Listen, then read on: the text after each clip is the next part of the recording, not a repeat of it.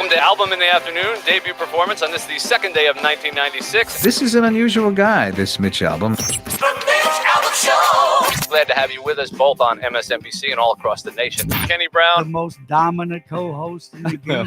Hey, Mitch! The longest-running afternoon show in Detroit radio. The Mitch Albom Show Starts now.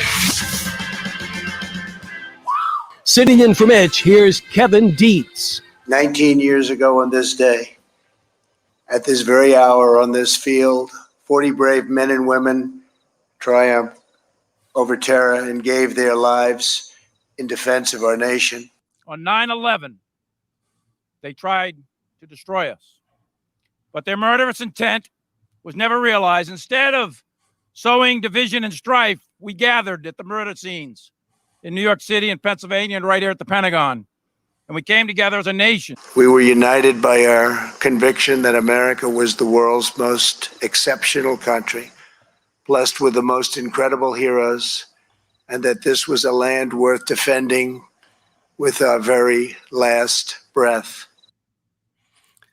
On September 11, 2001, at 8:46 in the morning, Flight 11 crashes into the north face of the North Tower of the World Trade Center between floors 93 and 99. The aircraft enters the tower intact.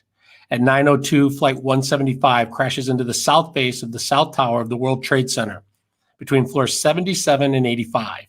Parts of the plane, including the starboard engine, leave the building from its east and north sides, falling to the ground 6 blocks away.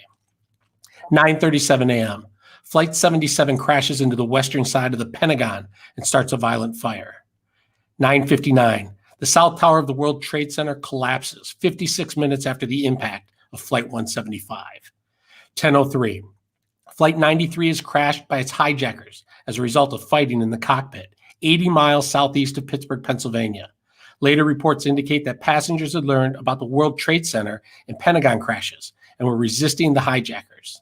The 9/11 Commission believed the flight was targeted for either the United States Capitol building or the White House. 10:28, the North Tower of the World Trade Center collapses 1 hour and 42 minutes after the impact of Flight 11. 10:50, 5 stories of the Pentagon collapse due to the fire. 5:20 p.m., the World Trade Center, a 47-story building, collapses. 2,977 people died, 19 hijackers committed murder-suicide, and more than 6,000 others were injured. And the world was changed forever. Today is Friday, September the 11th. Thanks for stopping by to visit with us on the Mitch Albom Show. Eric Dorsch and Mike Parsons are here with us today. Guys, it's one of those days. It's a tough day. Today, you'll never forget where you were 19 years ago. Mike, let's start with you. Do you remember where you were that day? Oh, yeah, I remember vividly. I was in 10th grade journalism class, Miss O'Neill at Chippewa Valley High School. And it was really interesting because being in that class, there was a clear line of demarcation. I remember that morning we were practicing interviews and we were interviewing classmates. And, you know, what does a 10th grader really have to say their life story? So it's a lot of frivolous stuff, you know, what kind of car do you drive? What do you do when you hang out with friends? And then somebody came in and whispered something to Miss O'Neill. And she turned the TV on, and it was almost like you're watching like a Hollywood action movie, because there on the screen was the first tower ablaze. And, you know, I mean, things turned right there, because whatever project we were working on right then and there, I don't even think it was due or turned in, because in real time, we just kind of, we watched the footage we watched the coverage for the rest of the day in school, and the rest of that semester was all about the 9/11 attacks and the Taliban and all the background on that. So it's quite it was quite a jarring contrast. Eric, I imagine you were in school as well. I was in 7th grade science class, Miss McKinnon. And unlike Mike being in 7th grade, we didn't know anything about it. They locked us in the room we were in. She put a movie on, which for 7th graders, you know, you're not really too focused on anything else but the movie. And they just held us there until they deemed it was safe. And then we immediately were taken downstairs, put on our buses, and sent home. I didn't find anything out about it until I was walking down the street I grew up on. My mom, obviously already home from work, and she filled me in on what was going on. And the rest of the day was like everyone else. You're glued to the TV trying to find out what happened. Yeah, for me, it was a work day. I was working as a reporter here in Detroit. I was going to my daughter's first day of nursery school. Actually, I was trying to sneak in a trip to see her on her first day before work started. And I was at her nursery school videotaping. And my pager just started going off like crazy. And, we had pagers back then. And I went out and made a phone call. And they're like, plane hit the tower. Go straight to the airport. We need you to fly to New York. So I jumped in the car and headed to the airport. When I got there, I went inside and was trying to purchase a ticket to get to New York. And in the lobby, there were TVs. And we watched as the second plane hit. And we knew right away that I wasn't going to be flying to New York. That's for sure. We had a news truck meet me at the airport, and we set up shop. And I remember so vividly wondering how many more were up there, and we were listening and reporting and watching as the attacks continued. And the FAA was feverishly trying to figure out how to land thousands of planes. There's so many planes in the air at any given time. And they were trying to figure out, first of all, they needed every single plane to check in so that they knew that there weren't more hijacked planes. And once they had checked in, they were trying to figure out where to land everybody and then what to do with everybody once they landed. People were obviously not making it to their destinations. They were bringing down planes at the closest airports that they could. And, the next, like you said, it seemed like 6 months, all we did was report on 9/11.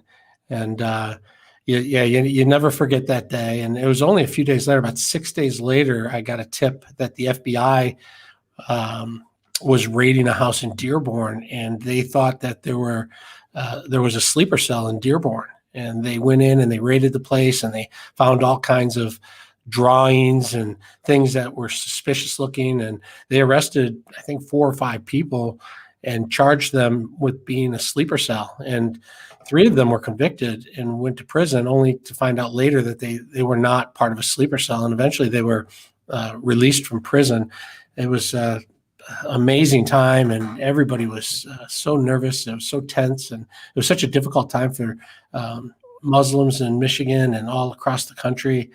And you just never forget that. And I as I watch like the political landscape now, and I see all the divisiveness and the fighting, and you just sort of remember George Bush after the attacks, being down in New York and standing on top of the pile of rubble and saying, never again, this isn't going to happen again. And it seemed like the entire country mostly came together and felt this, a unity. If I remember correctly, very briefly, I think his approval rating was in the 90s.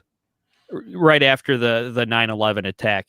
Because I remember it vividly. He was there with his bullhorn, and say what you will about how he handled what happened afterwards, but when he went to that bullhorn and says, "I can hear you, and the people who did this to us hear you," you felt, at least in that moment, that he had everything under control.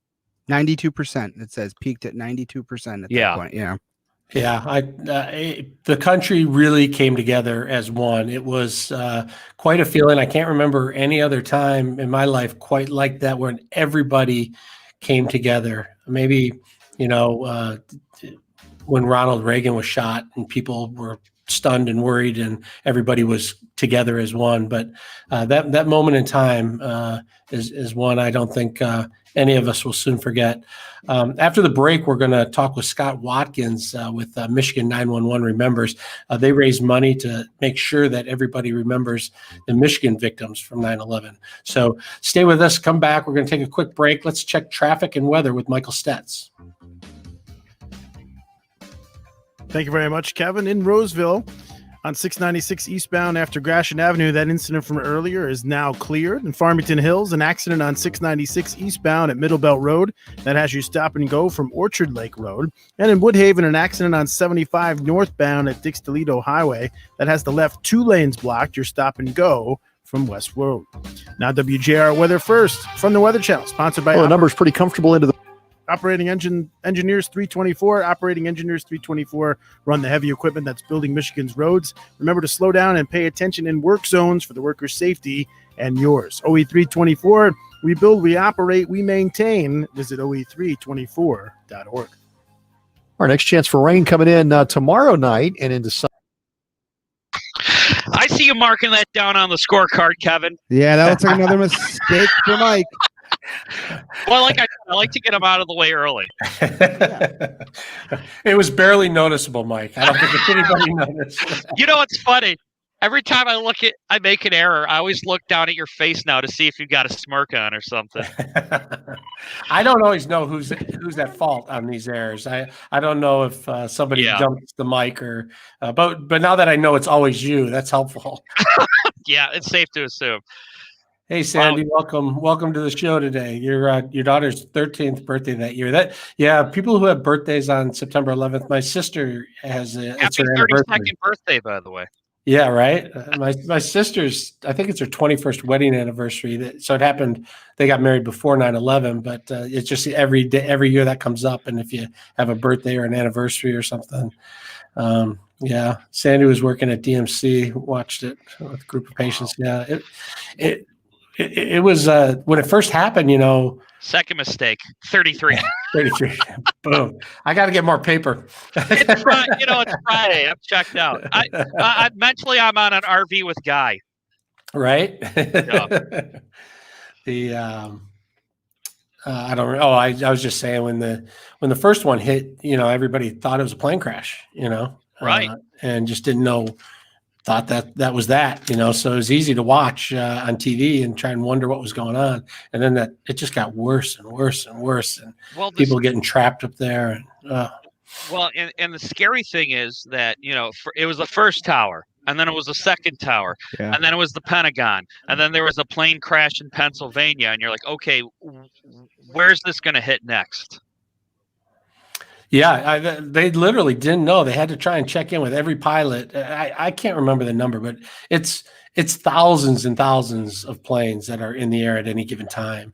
And that was a work day. It was about like 9:30, 9 something, whatever I said it was when the first plane hit, and 8:46 was the first one. So there was a lot of people up in the air already.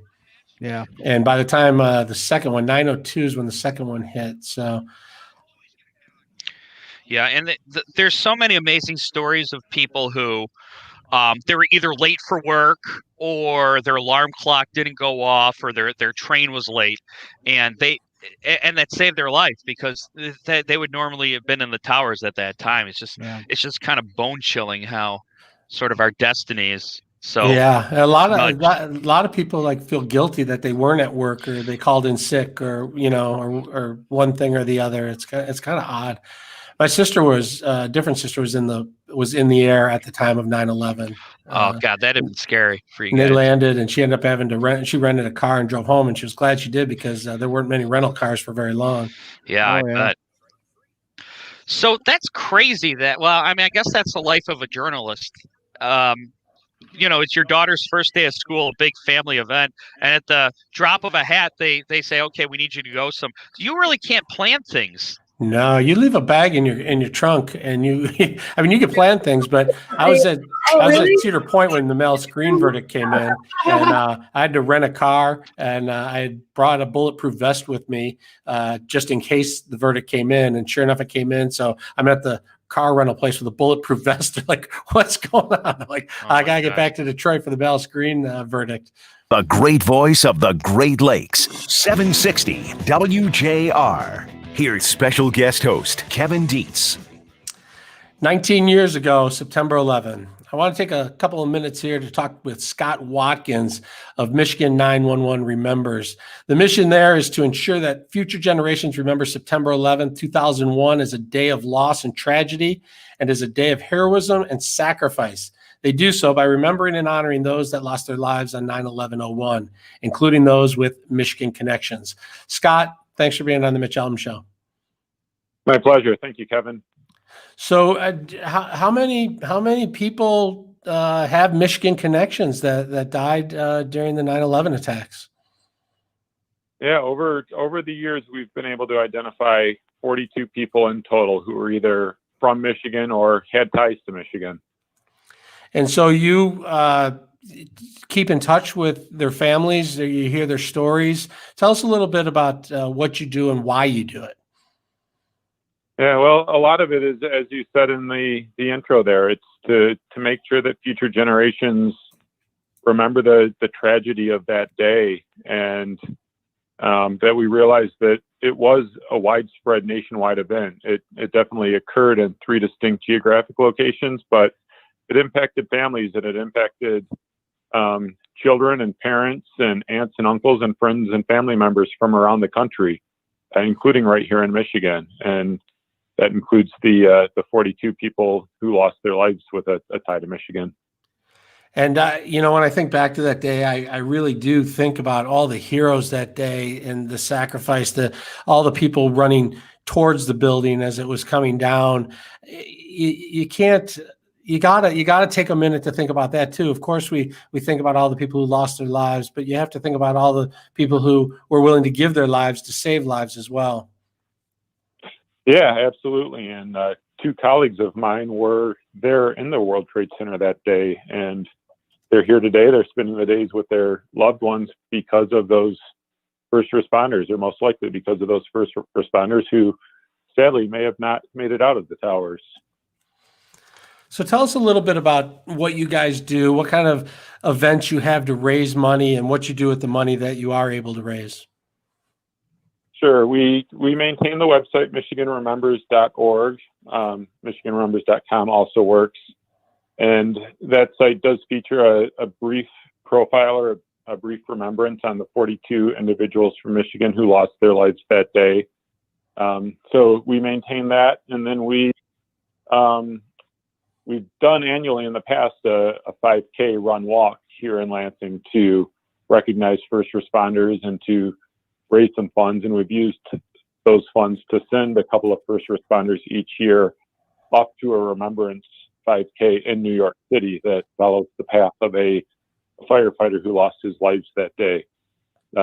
This year we're not doing the run for just reasons with restrictions on the size of gathering and all of the uncertainty surrounding that right now, but certainly it's something we've done in the past, and we hope to do next year to mark the 20th. And you guys also have an essay contest. That's kind of neat. It's a reflective essay contest. What kind of feelings and emotions and themes come out of those essays that come back? Yeah, it's interesting each year as we move further and further away, and we're now to the point where the high school juniors and seniors participating weren't even born that day. So we're really glad that it encourages them to do a little bit of historical research and talk to family members or friends about their remembrances of that day, and to do some research just to reflect on how that day has impacted America. So just to hear some of their essays and to hear them reflect on things like, I can't believe there was a time that you went to an airport without security check lines. You think about how different that became for us and how accepted it is now for much of our population. So it's a nice reflection, and nice to be able to encourage students to do that type of research. Where were you 19 years ago when the attack started? Yeah, I was in an office here in Lansing, Michigan, working for Anderson Economic Group, and we got a phone call from our owner, our CEO's wife, Patrick Anderson's wife, asking if we had heard from Patrick, and we really hadn't heard what happened, so we quickly turned in, and Patrick was at a economics conference along with another colleague of ours, Ilhan Getchkel, at the World Trade Center. And we then spent the better part of that day trying to make a connection to Patrick. And fortunately, late that afternoon, he had been able to meet up with a friend in New York City who was able to get a call through to us. Remember, all of the cell towers in the city were down or jammed up. So spent quite a bit of that day quite worried about a couple of friends. Yeah, you remember vividly the white smoke that was everywhere, the powder that was everywhere, and people frantically on the streets of New York trying to make phone calls and unable to get calls in or out, things that normally you would think would be really quite easy to do. As you found out that Patrick was okay, eventually, when you got together again, what kind of things did you talk about as far as what happened that day and what maybe you could do about it moving forward? Yeah, a lot of it was focused on just kind of their immediate reactions. And he was in his hotel room, and after about 10 minutes of hearing an announcement that it was safest to stay in the room, and at that time you could never fathom buildings collapsing like that. So when there's a crash outside and debris falling outside, logically it seems safest to stay inside. But an angel tapped him on the shoulder and told him to get out, so he did. And he remembers distinctly the faces of a few of the firefighters that were going in or carrying other people to safety as he made his way out. And a lot of that is what fueled the founding of the Michigan Remembers 9/11 Fund, that focused not only on the event, but the heroism. Yeah, the hair on my neck just stands up as you tell that story. It's 19 years later.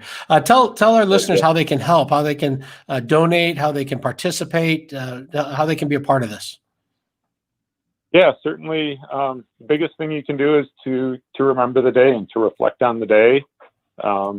Keep it in your hearts, keep it in your minds, and keep all the first responders out there top of mind on days like this. You've got tens of thousands probably sacrificing their lives out on the West Coast battling forest fires right now. And you've got the police officer, the firefighter who's showing up for a shift somewhere in any city, USA right now, who doesn't know what's in front of them for a shift. And they do that willingly every day for our safety. So first of all, keep all those first responders in mind. And you can also visit MichiganRemembers.com online. There's information there on how you can donate, and take a little time to look at the list of names of people connected to Michigan who lost their lives, and read a few of their stories and just remember them too. All right, Scott Watkins, thanks for being on the Mitch Albom Show today. We really appreciate it. My pleasure. I appreciate it too, Kevin. Thank you. All right. Nearly 3,000 people died, 6,000 injured. The world changed forever 19 years ago on September 11th. We're going to check weather and traffic with Michael Stetz.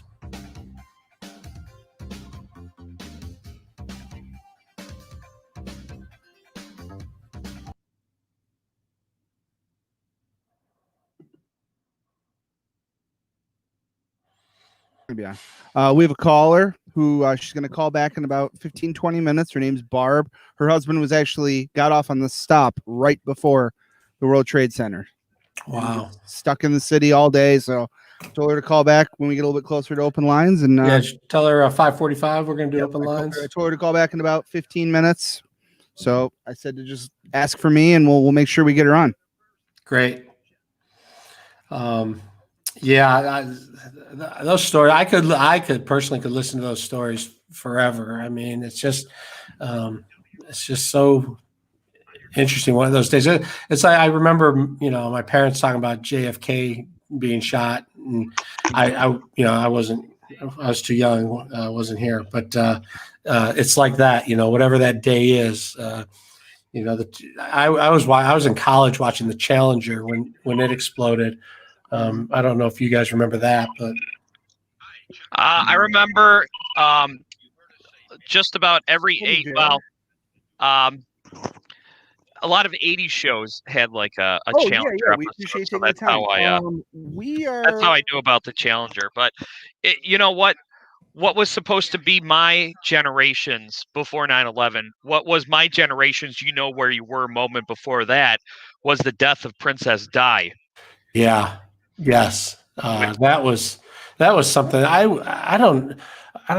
like got back from a trip or something and fell asleep, and I woke up and the TV was on and they were reporting it, and somehow I thought it was like a Saturday Night Live spoof or something. Like it wasn't real at all. And it took me a minute to realize that I was actually watching news and not a skit. And because it happened. It happened late on a weekend, I believe. Yeah, I think it must have been a Saturday night. Maybe I was watching Saturday Night Live when I fell asleep. I don't know. Right, But, and you're like, wow, this is in poor taste. Yeah, this is a terrible skit. Which is that? What's this one we're talking about?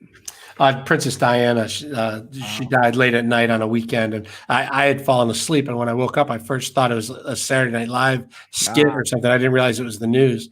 You know, Kevin, you were saying that 9/11. There really hasn't been an event that has united us as much since.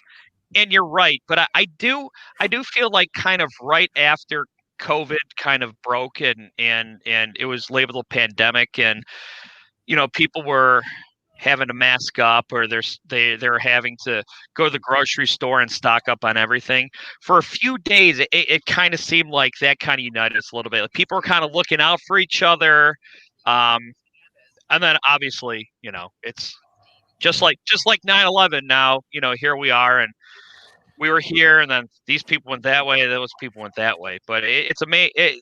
I would say that's probably the closest thing. Yeah. How about I don't know how long ago it was, but when the U.S. hockey team beat Russia, everybody was together in the Miracle on Ice game. I will have to take your word for that, Kevin. I was not born yet. Yeah, I was about 8 years away from being on this planet. You Kev. youngsters, you kids. Yeah. I agree with Mike that like when the COVID thing, but I think what that was kind of like 9/11, but maybe not to the same extent. It was for a few days. Everything else going on in the world didn't make a difference. It was this one thing is like central and focused on. And then as we kind of got adjusted to it, people started kind of going back to themselves, going to the left, going to the right, doing their thing. But for a few days there, it was that and nothing else. Yeah, I would be at the grocery store, and you'd reach for the same card as someone, and you kind of smile at each other and be like, "After you, because I don't know what's on my hand, and you don't know what's on my hands." And we were shopping for the neighbors and whatnot. We should probably do that again, maybe. Yeah. But we were shopping for people. But I remember just opening doors with like a napkin or something, and trying not to touch anything. And I know that was right about St. Patrick's Day, I think. Yeah. It was that real moment of like everybody went out of their way to make everybody else feel comfortable. Now it's not so much. Now people are just grabbing as they please, doing as they will. It was just that weird moment.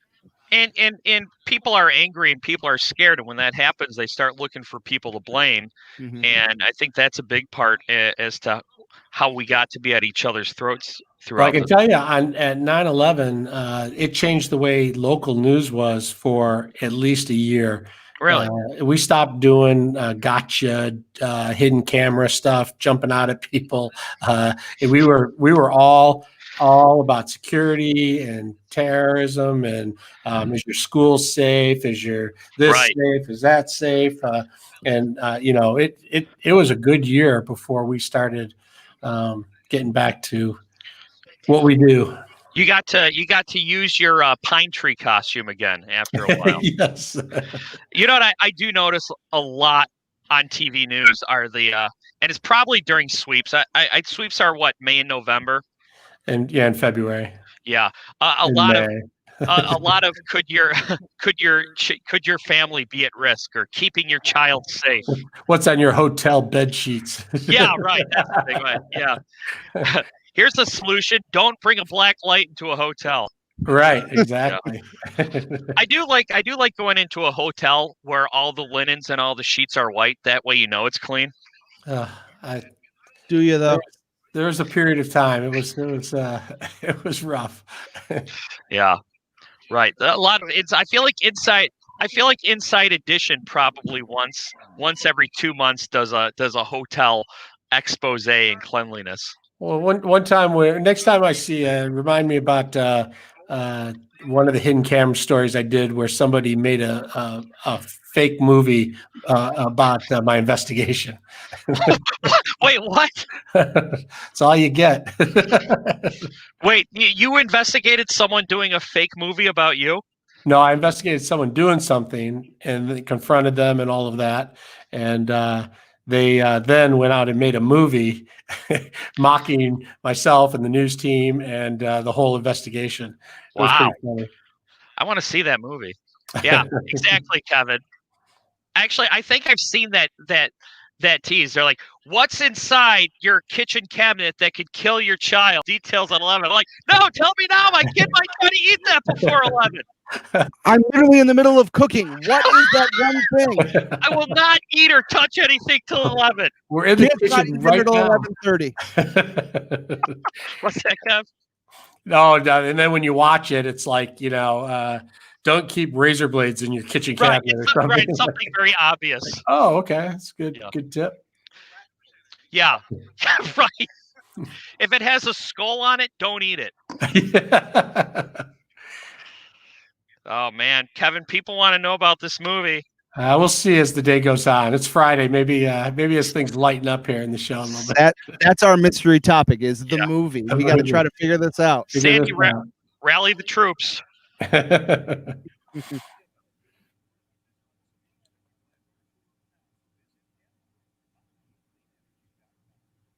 You're listening to the Mitch Albom Show on the great voice of the Great Lakes, 760 WJR. Here's special guest host Kevin Dietz. Both Donald Trump and Joe Biden were in Michigan this week. Trump holding a fiery rally in mid-Michigan. Joe Biden a more subdued press conference in Warren, Michigan. In the middle of it all was Governor Gretchen Whitmer standing by and supporting Joe Biden and calling Donald Trump dangerous. Donald Trump had a few things to say about Governor Whitmer as well. Here to break it all down is Oakland University professor of political science, David Dulio. David, thanks for being on the Mitch Albom Show. It's my pleasure, Kevin. Nice to talk to you. Yeah, it's nice to talk to you as well. So I watched a lot of this. I'm sure you did as well. There was quite a contrast between what we saw from candidate Joe Biden and what we saw from incumbent Donald Trump. Yes, and not to be expected. I think the president's visit here was quintessential Donald Trump, right? It was as big of a rally as he can have at the moment. It was bombastic at times. It was over the top at times. And, Joe Biden has been really subdued and sort of trying to be careful about how he campaigns, really since he showed up the nomination. So when we watched Joe Biden, I mean, he took his mask off for the press conference, but it was clear that there were not a lot of people around. There was not a crowd. There was no local reporters. There was the reporting pool that's with him all the time. It looked like they said, let's show that we're very concerned about the COVID-19 and that we want to send a message that we're safe and careful. Do you think that's planned, or do you think that's just where he's at right now? Well, I think everything in a presidential campaign is planned. It is all designed to convey or communicate some kind of message. And I think that it is another example of sort of of how both candidates and both parties, for that matter, have in large part approached the coronavirus. And I think that masks have almost become a team jersey, where if you wear one, people assume that you're with one side, and if you don't, they assume you're with the other. And that's not a fair assumption, but I think that's kind of where we're at. And at the Trump rally, of course, there were not a lot of masks. There was a lot of people, not a lot of masks. Some reporters were saying about 10%. Does that send out a message, and is that an intended message to fire up the base, or does it really matter to people who maybe are undecided on who they're going to vote for? I think the vast majority of Americans have made up their mind about Donald Trump. I think that there are relatively few persuadable voters. And those that are persuadable, that are going to participate by casting a ballot in November, I'm not sure how much they're paying attention to a Trump rally. I think that, or a Biden visit for that matter. I think that these kinds of events, especially the one that the president had, are really designed to energize the base and keep the momentum that they have with that base. Yeah, I think people who were watching or trying to make a decision or are trying to make a decision want to see, how sharp Joe Biden is or is not. As you watched him, he did a pretty lengthy interview with CNN. Did you see anything? Did he seem sharp as he was 4 years ago? Does he? I know he has sort of a slower delivery than maybe President Trump does, but what's your take on what you're seeing? Well, as I said, I think it's careful, and I think that. I'll answer your question as directly as I can. It's above my pay grade to make that assessment. I'm not any kind of clinician, but I think that the Biden campaign is. I think they believe that they are in good position. I won't say that they're ahead or that they think they're going to win. I think that they believe they're in good position, and if they don't make a major mistake, that position will continue. I do think that those persuadable voters that we were talking about, to this point, Joe Biden has been really just about not being Trump. And for some voters, that's enough. But I think to get the persuadable voters that are out there, Joe Biden has got to give them a reason to vote for him, not just against Donald Trump. And how about Gretchen Whitmer and all this? Her favorable numbers just keep going up on how she's handling COVID here in the state of Michigan. A lot of people have strong feelings about her one way or the other. She's definitely not holding back. She jumped in and threw some body blows to President Trump. As she has for 4 or 5 months, right? She's been part of the presidential campaign for quite a while. She's, as you know, right, been was on the short list to be vice presidential running mate, and she's continued the barbs back and forth with the White House that have been going on since March. How close would you say Michigan is? I mean, we watched the polls. Biden's been up from start to today. The gap has narrowed from time to time. Now, both sides are saying they're ahead. Is Michigan going to be the key state it was 4 years ago, or are the candidates going to move on to another state that maybe is more up for grabs? That really depends on how the next 3-4 weeks go. I think that if we start to see the needle move in one direction or the other, there's a chance that the other campaign might, or the campaign that's not benefited by that movement of the needle, could look to greener pastures. But my hunch is that this is going to stay really close right up until the end, and that we're gonna see and hear from these candidates quite a bit in the next 2 months. The next big focal point, probably the debate. No doubt about it. That I think is that may have a chance to be the most watched presidential debate at least in modern times, because I think that everybody is looking to see if Biden makes a mistake, right? I think we know what we can expect from the president given his debate performances 4 years ago. Everybody who's watching this, I think, is looking at Biden to see what he does. And an interesting piece of it is because the president has been so critical of Joe Biden in terms of his performance and his stamina or his mental acumen at this point in life, he may have lowered the bar so that if Joe Biden just does okay, it's a big win for him. All right, we will be watching for sure. David Dulio, professor of political science at Oakland University. Thanks for being on the Mitch Albom Show. My pleasure. Thanks for having me.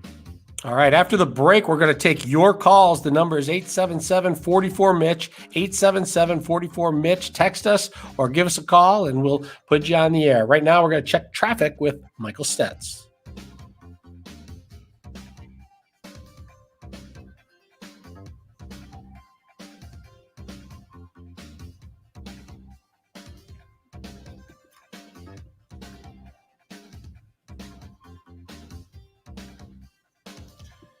In Wayne County, an accident on 94 westbound at 75 that has the left lane blocked. Your stop and go from Gratiot Avenue. In Livingston County, an accident on 96 eastbound at Grand River that has the right lane blocked there. Your stop and go from Latson Road. And in Farmington Hills, an accident now cleared from the earlier incident on 696 eastbound at Middle Belt Road. Traffic moving slowly from Drake Road. Now WJR Weather first from the Weather Channel, sponsored by the Metro Detroit chapter of Sheet Metal and Air Conditioning Contractors National Association, SMACNA. SMACNA contractors fabricate, install, and service heating and cooling ventilation systems, build metal roofing, and much more for your commercial, industrial, public, or residential project. They take all the necessary precautions, getting the job done right and on time. Hire Detroit's best. Visit smacnad.org. Well, once again tonight, all the main rain chances staying west of Lake Michigan. We've got some cloud cover. Wow, what'd you say, Kevin? The line's lit up. I said, if you call, I'll put you on. Well, wish I had that Staples Easy button. It's all how you present it. That's right. It's not that if you call, you might get on, or give us a call if you like. It's like, call, you're on. Call, you're on. We don't care. We will literally put anybody on. Well, that's what my friends were saying yesterday when the final caller of the day wanted me to buy her new tires for her truck or whatever was going on. Well, there's our first giveaway. We'll work on that for when you're filling in for Guy the week after next. Yeah. The Kevin Dietz tire giveaway. Brought to you by Bell Tires. Bell Tire. Fun fact, I don't know if people know this, but Ed Kelly from the Mitch Albom show was the voice of that Bell Tire guy. Oh, really? Yeah. Is that the one who does all the different stories? No, that's Kevin. That's Kevin O'Neill. Ed's the one. He kind of has a voice like this. And he's usually kind of making like one-liners, and he also does the Travolta. The Travolta bit. Oh, Patrick's got a great question. If the inside-outside guys need a break, will Kevin cover for them too? But yeah, you just call in and my refrigerator's broken. Well, what you need to do here is go out and get that spring coil. Well, no, just go buy a new one. Call Best Buy. Go to your computer, type in GOOGLE, and look for someone to come fix it. Kevin, my toilet won't stop running. What should I do? Is that what the inside-outside guys do, by the way? Are they working around the house? Yeah, they have a guy who's an expert on the inside of your house, and they have a guy who's an expert on the outside of your house. I catch them on like Saturday morning, Sunday morning. I actually like listening to those guys with mom, but I can't. There's nothing I can learn because I can't do anything. I can like change a light bulb. Yeah. My light bulb's burned out on the inside and the outside. They've got a fun banter. I kind of have sort of a protocol when something breaks in my house. Number one, I'll stare at it and try to figure it out. Then I'll try to YouTube or Google how to fix it. That's cool, actually. Yeah, I know. I'm like, how did our dads know how to fix things before YouTube? I think people were taught before our generation. Yeah. Someone once told me it was those Craftsman books you get from Sears, like everyone had. Yeah. Well, there wasn't TV, so you had to do something. So you grabbed a hammer and a nail, and you went out in the neighborhood and figured stuff out. Tell us more. And then if I can't figure out, I call my father-in-law, and if he can't figure it out, then we just have to pay someone to do it. That seems fair enough. You're listening to the Mitch Albom Show on the great voice of the Great Lakes, 760 WJR. Here's special guest host Kevin Dietz. The phone number is 877-44-MITCH, 877-44-MITCH. Let's start with Barb and Lapeer. Welcome to the Mitch Albom Show, Barb. Hi, thanks for having me on. Absolutely. So we used to live in New Jersey, and my husband worked in Manhattan, and he would take the train, the regular train, down to Hoboken every day, and then he would take the PATH train. So the PATH train is a subway that would take you underneath the Hudson River, and then it had 4 stops once you got into Manhattan. He got off at the 3rd stop, which was the stop right before the World Trade Center. So that morning, he left for work. Everything was fine. Beautiful sunny day. He gets off at his stop. All the people climb up, out of the subway, and then they see the tower on fire, the first tower. And I hate to say this, but being typical New Yorkers, they were like, oh, great. What's going to hold us up today? They had no idea. Nobody had any idea what was going on. Well, then right next to him, walking along the sidewalk, was a little foreign woman with a video camera on her shoulder. And she started to zoom in on the smoke and actually could see some people, in the windows, and some of them jumping. And she started to furiously just be so upset. And people started grabbing her camera and looking through the viewfinder, and they realized that this was nothing ordinary on this day in New York City. And then they all just started running toward their offices. And when he got to work, of course, all communication was down. You couldn't get a hold of anyone. We had no idea if he was okay or not until quite a few hours later. And they were all held in the city. You couldn't get out. And so that night, they finally opened up the ferries. And I'm sure many people who are listening have heard the wonderful stories about the ferry owners that brought their boats with no charge for anyone. And then private owners would come, and they were packing people on from Manhattan. My husband said he felt like an immigrant. He was shoulder to shoulder on these boats. They just put as many people as they could on the boats, and they just shuttle them across the Hudson to get them out of Manhattan at night. So if he had not gotten off a stop early, or do you think he may have gotten into the towers before it happened? Made it to the towers. That was the last time it ever ran. Mm-hmm. So I'm assuming that the people who were going to the World Trade Center that day did get off in time, because it was about a half hour later that first tower fell. So I'm pretty sure, but that train never ran again. Never. Wow. And so when they got back into Hoboken that night, they had fire hoses waiting and hosed everyone off that was waiting to get on the trains to then take them back to their little boroughs in North New Jersey. Because of course they didn't know what was on them. Because there had been so much stuff just blowing around the city that day. So we will never forget, and we make sure that everybody here in Michigan, as much as we can, never forgets. Because all right, Barb, thank you very much for sharing your memories of 9/11 19 years ago. Let's check in with Warren in Plymouth. Welcome to the Mitch Albom Show. Hey, Kevin, how are you? Good. How are you doing today? Couple of things. Do you really think what Gretchen Whitmer says about either candidate's going to sway any votes? I mean, remember, this is a woman that was supposed to fix our damn roads. She hasn't done anything but blame other people for those roads not being fixed. I mean, she's not going to sway anybody, and she can be as mean-spirited as she wants to be. But I don't think it's going to make a whit of difference. Let me pose a question to you. I'm a teacher, okay? And we have programs these days that we run on students' papers to see if they plagiarize. And if a student plagiarizes, they can get an F in the class. I mean, if you're in college, various penalties. So we got people out there that are going to vote for Joe Biden, who's a known plagiarizer, admittedly, 1988 presidential bid. And we're going to vote for him when you think it's okay to run these programs to see if your kids are plagiarizing. And these kids are smart these days. I'm waiting for one to come to me at some point and go, hey, wait a minute. What about this? I got in trouble for plagiarizing, but yet we've got a guy who's going to run for president and everybody looks the other way. Yeah, Warren.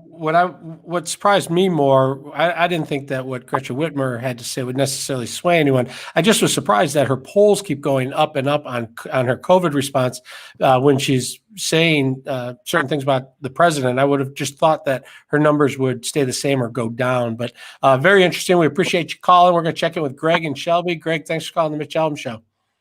Hey, Kevin, Mr. Positive, great show. Yes, the Twin Towers 211 or 911, top 10 biggest events of the 20th and 21st century. But I'm calling concerning Trump in the sense that when I was working out today, I had three people that were wearing the Trump Pence shirt. And I don't know if the thing about him knowing about the devastation of the coronavirus has hurt him. What do you think? And number two, the Durham report. Did you hear one of the prosecutors resigned? And do you know, does that have any merit or any damage to Trump? Or what do you think about that? Have you heard about that? I just briefly heard on Durham, and I can't really, I don't feel confident to comment on it. But the other, I don't think it's impacting at all. I think people felt like they've heard Donald Trump say the same thing consistently along the way as it pertains to COVID, as to we don't know what it is, but don't panic. Don't panic. I mean, it's obvious that Donald Trump was in favor of keeping the country open, keeping business open, keeping everything open as long as possible, and opening it up again as soon as possible. So if you are on the side of things should have shut down and should stay shut down and should stay shut down going forward, then you'll be against Donald Trump. And if you're on the side of maybe we're blowing this thing out of proportion and we should open up and let it take its course, then you're going to be on the other side. So I'm not surprised, and I don't think he's taken a huge hit. Thanks for calling, Craig. Appreciate it. Tom from Fenton, welcome to the show. Hi, thanks for having me on. I think Donald Trump's going to be judged on how he's handled the virus. It's affected so many people's lives, and look where we are now. In-person school ended for most kids on March 12th, and it hasn't started for most kids now. And things could have been managed better. My biggest complaint against Trump is he hasn't sent a clear and consistent message. He's made fun of people wearing masks, when right now that's the most effective thing we can do in closed spaces. And I don't understand that. I mean, eventually there'll be a vaccine, but we don't have one now. And our country could be doing so much better. We could all pull together like we did after 9/11, but instead it's been stoking fear and division. So if masks are the thing to use them, send the message. A lot of people listen to what he says and really follow it, and they would have done that. But it hasn't happened. So that's what I think. Thanks, Tom. I appreciate you calling. Clearly, people are angry about COVID-19 and what it's done to our country. Whether or not they're going to blame Donald Trump or not, I don't know. I guess we'll find out on November the 3rd.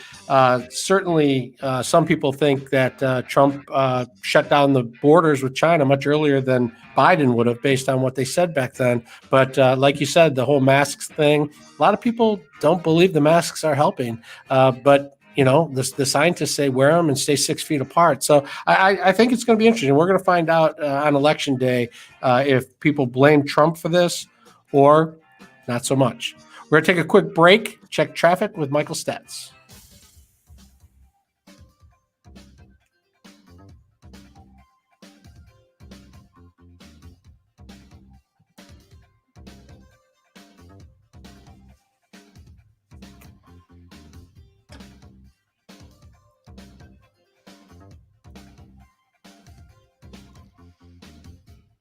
In Wayne County, an accident on 94 westbound at 75. That's blocking the left lane. You're stop and go right now from Gratiot Avenue. In Livingston County, an accident on 96 eastbound at Grand River. That has the right lane blocked there. You're stop and go from Latson Road. And in Oakland County, you're moving slowly right now on 696 westbound between Farmington Road and 275. Now WJR weather first. From the Weather Channel, partly cloudy tonight with increasing clouds overnight. A low this evening of 58. Partly cloudy again on Saturday with a high tomorrow of 78. Right now it's 65 degrees. I'm Michael Stetz, WJR News in 2 minutes. Patrick, YouTube is awesome to fix stuff, but I can't. I use YouTube as like if I'm in a rental car and I figured out how to get the convertible top down and I can't get it back up. I go to YouTube and I say how to get a convertible top up on this particular car. Or the things I ask YouTube seem awful ridiculous. Where other people are like, I want to build a deck. How do I? I'm like I'm stuck in my car and I can't get out. Yeah, I haven't touched an instruction manual since I got a smartphone with YouTube on the device. It's and you learn the proper way to search for certain things, and you can really narrow down on it. It doesn't matter how specific you get. It will have someone will have made a video about whatever it is you're looking for. Yeah, the thing I hate, and this happens with recipes a lot, is where you're just looking for a recipe or you're just looking for how to fix something, and you get a big long backstory of the person's experience with said food or said appliance, and it's like just cut to the part where you tell me how to do this. Well, you can see how long the video is, right? When it comes up, can you like if it's 3 hours, how do look if it's longer than 5 minutes, I'm not watching it on YouTube. It's amazing how much stuff is downloaded onto YouTube. I wish I had that stat in front of me, but it was some number of years. I don't know. It was like hundreds of years to watch what's downloaded in a single day or something. Right, which makes it so amazing. Like when people break through and become big on YouTube because there's just so much crap out there. Yeah, find your niche. Yeah. Well, here's the thing. I can fast forward, but I'm afraid I'm going to miss something. Like, obviously, I do fast forward, but still, the act of fast forwarding and having to sift through it annoys me. Mike has that big time FOMO when it comes to that kind of thing. Fear of missing out. Yeah. We have a fight over who works the remote controls in our house because various people in the family are better at fast forwarding it to the proper spot to start the show again, and other people will blow right into the show, and then it takes 3 minutes to back it up, and by the time you got set up. I will not let my wife fast forward when we're watching shows because for that exact reason, she'll go 3 minutes into the show, or she'll fast forward like 20 seconds and then say, "Oh, we'll just wait." So what's the point of being able to fast forward then? And there's no more helpless feeling than watching someone fast forward the DVR just doing a bad job. The pressure's intense. especially if they fast forward a few minutes in, you have to cover your eyes. I'm like, no spoilers. Now our cable has a thing where it automatically does. If you just hit fast forward, it'll stop it itself at the right spot, which is kind of nice. That sounds nice. And also, for some reason, my daughter likes to watch The Big Bang Theory at the end of the night before she goes to bed. It's just like easy watching before bed. That's what my wife likes. Yeah, so I tape record. I record them. I'm like, record 25 episodes, and hold them so that we always have something there. Yeah. But every night, it either is recorded in Spanish or it's recorded with the directors where they're saying, Raj walks into the room. Sheldon chuckles. They're narrating over What channel is that on? Or is that like a feature on your cable? Big Bang Theory is probably on so many channels that you have all these different options. I don't know. We probably need to hone in and just tape it off of one channel. My brother used to do that. He probably still does. I haven't used it in a while.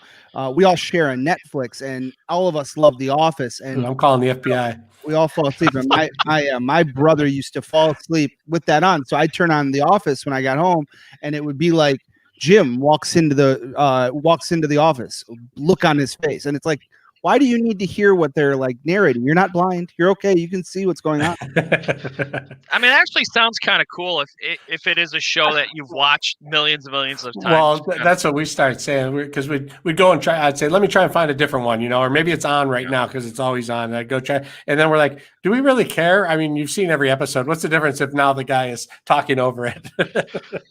Now the worst is, and people learn this lesson very quickly.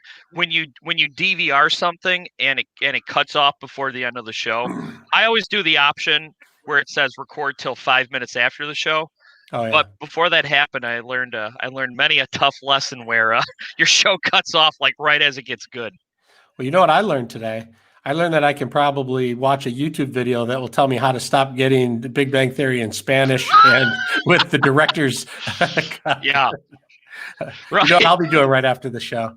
Yeah, you better upgrade your data package at home. That could be it. Oh, looks like our next guest.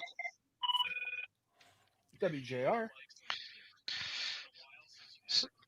Yeah, so Kevin, before you started working here, did you watch a YouTube video on like how to host a radio show? And Oh, are you kidding, man? I was such a pro. I hosted a radio show my senior year in college 30 years ago. I thought it was great. My 5 listeners from college thought it was great. I've figured, hey, you know, what could anything have changed? I'm sure it's exactly the same. We had a sports call-in show. It was such a blast. Sunday night sports show, 1 hour. Oh my gosh, it was a disaster every week. I was going to say, you actually got calls on college radio. I remember when I was on college radio. We from our friends, never from. Oh, right, yeah. I remember, I when I was in college radio, if we got a phone call, we're like, oh my God, get to it. We don't want to lose it. There you go, Kevin. Yeah, there you go, Patrick. Especially for the homeschool kids, teaching kids Spanish with the Big Bang Theory. There you go. I like it. I actually, this setup I have now with the computer and the microphone and all of this, when I started pre-COVID here with you guys. Mm-hmm. So obviously you would do the shows in the studio, but I would go and practice like this before the first time I had to do it so that I could get the feel of it again. Good idea. You're listening to the Mitch Albom Show on the great voice of the Great Lakes, 760 WJR. Here's special guest host Kevin Dietz. 877-44-MITCH. That's the number to call, 877-44-MITCH. And we're going to get back to open lines at 6:15. But I wanted to get this story in that Kim Kozlowski did in the Detroit News. A longtime University of Michigan vice president overruled the 1979 decision to fire Dr. Robert Anderson over allegations he sexually abused students, allowing him to serve another 24 years at the university. That came out in court testimony, as did many other developments in this story that is getting some airtime, and it's getting written about a little bit in the papers, but not nearly as much as the Nassar case did up at Michigan State University. So I wanted to ask Kim to come on and kind of bring us up to speed on this important story. Kim, thanks for being on the Mitch Albom Show. Hi, Kevin. Thanks for having me. Yeah. So can you give us sort of a general idea for those who have not followed this, what the general allegations are involving Dr. Anderson and the University of Michigan? Well, the general allegations are, you had mentioned that this hasn't been as front and center as the Nassar case. And I thought I would kind of back in that way because, it's funny that you would have me on today because tomorrow is the 4-year anniversary when the Michigan State case actually started and Rachel Dunn Hollander did come forward. And back then, that wasn't as high profile then either because a lot of people didn't believe Rachel and other women who came forward because Larry was such a larger than life Olympic doctor. But then more came forward, and as you remember, they all testified over 9 days in several courtrooms, and the Me Too movement was going on. And so 3.5 years later, a man came forward and lodged a public allegation against Dr. Robert Anderson, and that was just this past February. And he alleged about an incident that happened in an exam room back in the 70s. And since then, scores of men in the hundreds have come forward and alleged that Dr. Anderson gave them prolonged hernia checks, unnecessary prostate exams, there was some masturbation, and some of those allegations.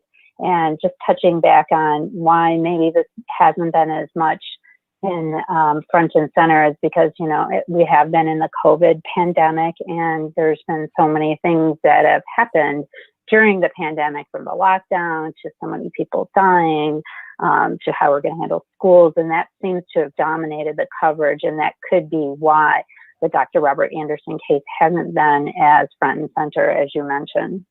In the Anderson case at Michigan, several athletes, lots and lots of athletes have come forward. Not a lot have given their names. They've decided to stay private.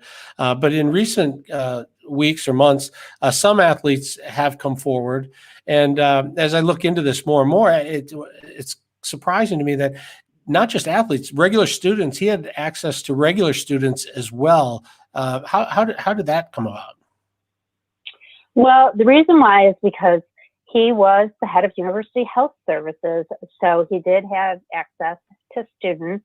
And you mentioned the story that I'd written today about how he was fired. We could talk almost fired a while ago. But when he was almost fired in 1979, somehow, and this is a question that has not been clearly answered yet, but he was allowed to stay on, and he was moved to becoming the team doctor for the athletic department. And that's how he had access to all these athletes that have been coming forward. So why wasn't he fired in 79 if they had these allegations? Well, the allegations came to a man, his name is Thomas Easthope. He was the former U of M Associate Vice President for Student Services. He was pretty high in command. He was like 2 steps away from the president. And when this broke, the U of M police were investigating, and they interviewed him. And he said that he, decades ago, that there were some activists in the gay community who came forward and told them that they knew the doctor was, quote, fooling around in exam rooms with male patients. And Easthope went across campus to fire him. He confronted him with the allegations. This is all according to the police report, but he didn't deny it. The doctor didn't deny it. And he initially told the police that he had fired him right then and there. But then he said the doctor may have been allowed to resign. So what happened during that time is not exactly clear, but he was deposed this summer by lawyers representing the victims of Anderson. And the story that came out today was about new court documents that included some of his deposition. And in that, in those court documents, he did say his boss, Henry Johnson, overrode his decision. And he also said that Don Canham, who was once the athletics director at U of M, also played a role in how Dr. Anderson was able to stay on. Yeah, and Don Canham, a huge name in U of M athletics. But Easthope also, it came out, right, that he could have or should have reported this to other people as well and did not. He didn't. He said there were numerous channels. He acknowledged he did not report them. 2, he said he felt sympathy for the victims, but he also said he had other high priorities going on, and that may have played a role. All of these issues colliding together, powerful people, someone who didn't do the reporting like he probably should have, and also just other demands he probably was referring to during his deposition. What really hurt Michigan State in the Nassar case, I think, is the lack of transparency, and then, possibly covering it up, not coming forward, not doing everything they could to help investigate, help find victims. How is U of M handling this, in your opinion, as a reporter? Well, it is slightly different. Initially, when the first victim did come forward, there was an investigation that had been going on for 18 months.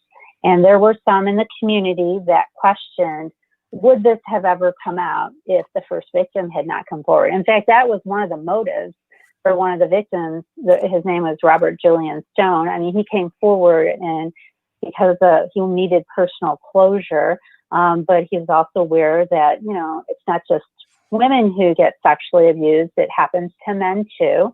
But he also had concerns that if he didn't speak out, he learned from the detective that he told that there were others like him, and he worried it might get swept under the carpet. So when it did come out, and the police report came out, U of M has apologized. They have launched an investigation that's being done by an outside law firm. Early on, there was some criticism about this investigation being done by an outside law firm that U of M hired. Some felt, well, if U of M's paying them, what kind of report are they going to deliver? Some people wanted the Attorney General Nessel and her office to do the investigation. But at this point, there is an investigation that's going on. It's expected to come out at some point, possibly this year. Some said in October, but it was put on hold for a couple of months this past summer. So we'll see. This law firm also gave a report on Provost Martin Filbert that was a pretty exhaustive report.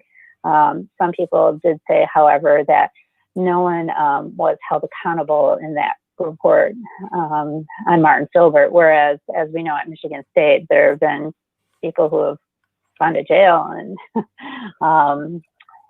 that has nothing like that happened here. All right. Dr. Anderson, of course, has passed away. The investigation is very much alive. Kim Kozlowski on top of it for the Detroit News. Thanks for being on the Mitch Albom Show today. Thanks for having me, Kevin. Have a great evening. Yeah, have a great weekend. Your calls are next. We're opening up the lines, 877-44-MITCH. But right now, let's check traffic with Michael Stetz. Thank you very much, Kevin.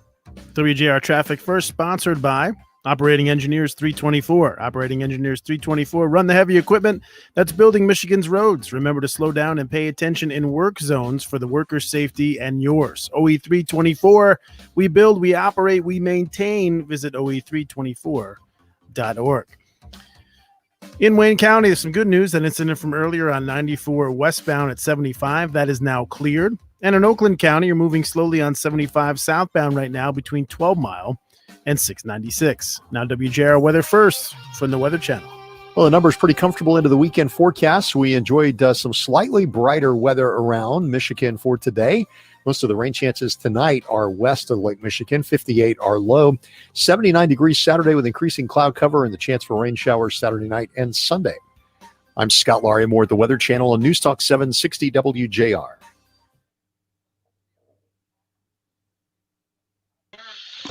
All right. Eric's busy on the phones there. Got a couple calls coming in. All right. I didn't demand they call this time. I let them decide. I didn't order it. Yeah. You strongly suggested. Well, I think they know that if nobody calls in, I'm going to make you two come on and talk, and nobody wants that. That's true. Yeah. We're like Ransom, Call in or the two bozos go on. If you don't call right now. I will put Mike and Eric on the air right now if you don't call. And they got stuff to say because DMAC has stolen their final 15 minutes of the show. Oh, that's okay. I don't mind kicking my feet up those last few minutes. Well, you guys are in that. You guys are in that anyway, right? What's that? You guys are in that mix anyway, right? With DMAC and Belize. Yeah, well, Eric is. Well, yeah. I work with Sean quite a bit. Eric produces DMAC. You run to the car and get headed home. 7 o'clock I go home. You're on the lodge. You listen to that segment from the freeway. Yeah, something like that. Let me bring Eric. Let me bring Mr. Producer in. Yeah, go ahead. Bring me in. Kevin, I don't know if you, while you're on the phone, Kevin says that he uses putting us on the air as a threat to get people to call in. I said, if you don't call right now, we're going to put Eric crazy. and Mike back on. Work. Eric, would that be a and then typo? No one calls in and you realize your threats are empty. Kevin is from where? Goodell's? Goodell's is how he said it? Goodell's. I think I'm just going to go to Kevin from Goodell's. Yeah. I don't know that I'm going to say where Kevin's from. You do.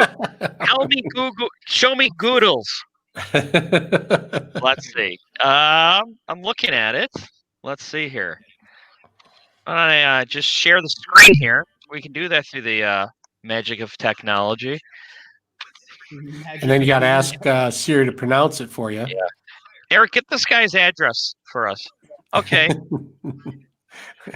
Okay. It's just outside of Sarnia. Okay. Just a little west of Sarnia. Up there. Well, west of the thumb. Yeah. Yeah. A little. I'm just giving you that. Goodell's? Like You know, why Boodles, don't we- like yeah, why don't we- where East meets West. He's between Port Huron and the metropolis of Emmett. Wow, we may just Yeah. spend the He's whole. very excited to get on. He's a first-time caller. He's a first-time caller. Can't believe he's going to be getting on the radio. So, Well, I promised anyone who calls is getting on. It's a guarantee. Although we left Sue hanging from Troy. I think that's Sue from yesterday, and I wanted to tell her she could be back at 6:15. That's why I led the next segment off saying, call back at 6:15. You know, Kevin, I may have made mistakes today, but you've made broken promises. We just built Sue up. We built her confidence up, and she was ready. And then she called back, and then we didn't take her. But we just ran out of time with so many callers. You're listening to the Mitch Albom Show on the great voice of the Great Lakes, 760 WJR. Here's special guest host Kevin Dietz.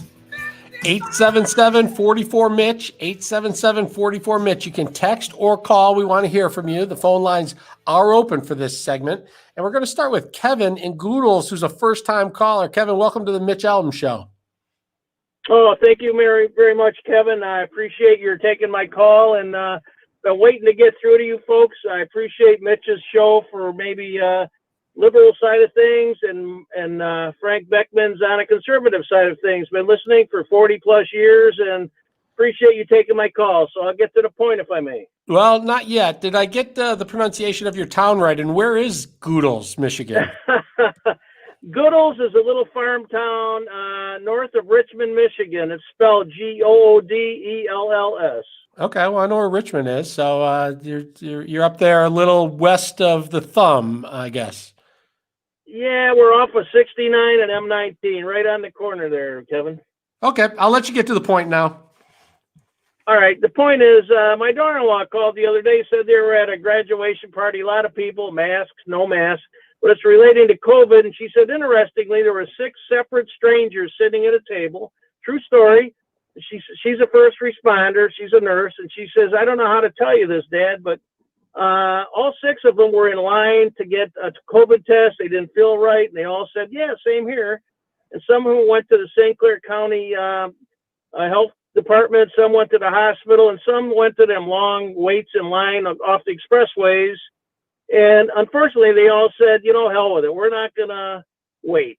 So they stopped. They filled in all the paperwork, went home. And my point is, 2 to 3 days later, they all said they got letters or phone calls saying, you tested positive, but they were never tested. So I really want people to hear what's going on there with, I'm very skeptical about all this stuff. I'm on that side of things. Whitmer is not my friend. And I wanted to share that with people, because if we're continuing to do this, how do we believe what we're hearing? And I appreciate your listening. Thank you very much. Thanks for calling, Kevin. Well, that is the issue. We were just in the last segment talking about transparency as it relates to investigations at Michigan State and Michigan.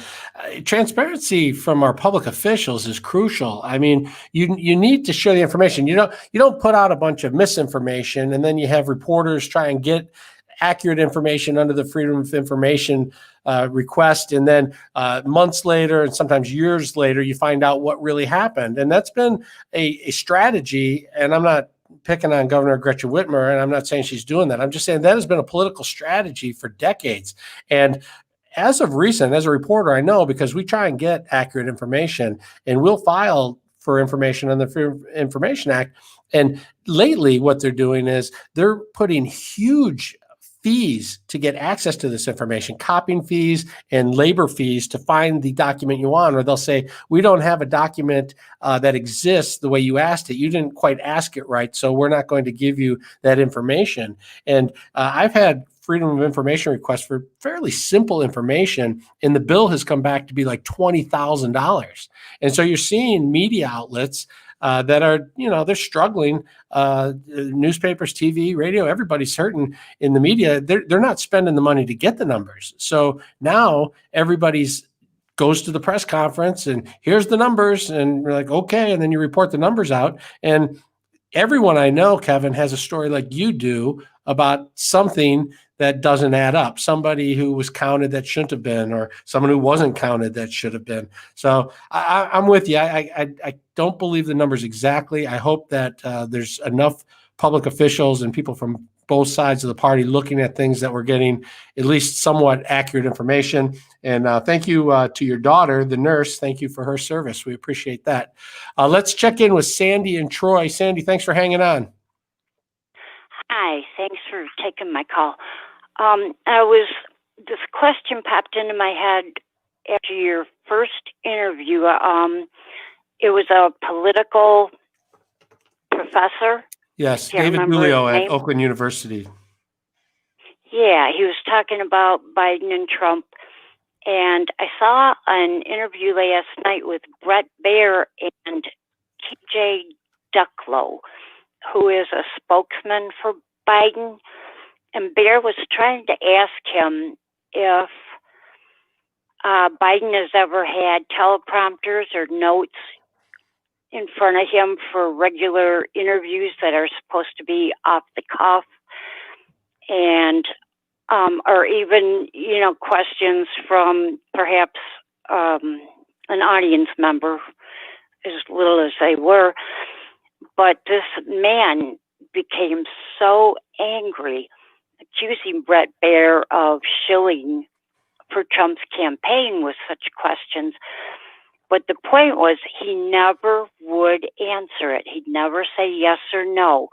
He just became outraged and just diffused the question. I saw that actually. Sandy, I don't know if I saw it live or if I saw a clip of it. Probably saw a clip of it, but that was on Fox News, and it sort of is interesting because there's been several allegations that Joe Biden is not only given the questions from reporters beforehand, but that he has time to write the answers down and then put the answers in the teleprompter so that he can read them, rather than most press conferences. You get a question from a reporter, you think about it for a second or two, and then you answer, or you say, I can't answer that at this time, I'll get back to you. And that's what the debate was about, whether Joe Biden was reading answers to reporters' questions off of a teleprompter, which in my experience is unheard of. Now, he never admitted that he had done that, but he never answered the question. And it left viewers wondering, or maybe thinking that he probably was doing that. And that's why I had asked David about how sharp is Joe Biden. And he said that he wasn't qualified to judge. I completely understand that, but voters will judge whether they're qualified medically or not. They're going to watch and look. And that's why that debate is going to be watched so closely, because people are going to want to see how sharp Joe Biden is before they cast their ballot. Thanks for calling, Sandy. Excellent call. Let's check in with George from Detroit. Hi, Kevin. I got 3 plays on words for you. Let's unmask the mask. Let's not look to the mask as the messiah, and let's quit the masquerade. Sweden has basically proven that already. Now, I thought they wouldn't for a while. They were fading in July, but they came back strong in August, and they're doing way better than us. If you don't like that, the people always want to put down Florida. Florida's doing worse than Michigan. Well, no, they aren't. Actually, we have 3.5 times the death rate of Florida. We have a much higher death rate than Georgia. Both Republican senators hated Republican senators. Same thing with Texas, especially if you consider all the metrics. So, all this that the mask gets credit for is basically herd immunity is happening. It happens whether you want it to or not. It's going to happen, and that's the thing. If we'd have done that to begin with and done this whole thing right and not quarantined everybody, quarantined the sick, and let the healthy, once we especially found out, the young were very impervious to this, the younger you were, and the older you were with comorbidities, you had to isolate those people and take care of them. So if we'd have done that right, all we've done is stretch this thing out, which they love, the Democrats love. So there you go. I mean, it's like, come on, let's be real here for a change. George, my favorite of your 3 was quit the masquerade. That's my vote for my favorite of those 3. I hope that, look, I'm okay with everybody having a bit of a learning curve. We haven't been through this pandemic before, so do the masks work? Do they not work? The young people, old people, I get that. But as we learn this stuff and we think we know and understand it, I think you need to share what the real science is, what they're really seeing, and take the politics out of it. And we'll see after the election how important masks and social distancing are once a decision's been made on who the next president is. But thanks for calling, George. We appreciate it. Sandy, Kevin, all those calls, great calls. We are going to take a short break. After the break, we're going to have Pete Mitchell, former NFL player, on the state of the league of the NFL, and we're going to talk about the Lions' first game of the season on Sunday. Right now, let's check in with Michael Stetz in traffic.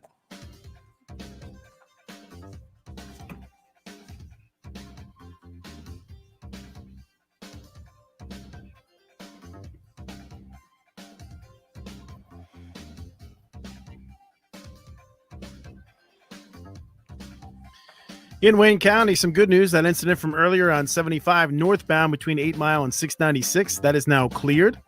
Freeway has reopened. Downtown in the city, you're stop and go right now on 94 westbound between Gratiot and 75. And in Macomb County, you're moving slowly right now on 94 westbound between New Haven Road and 23 Mile. Now WJR weather first. From the Weather Channel, partly cloudy tonight with increasing clouds overnight, a low of 58.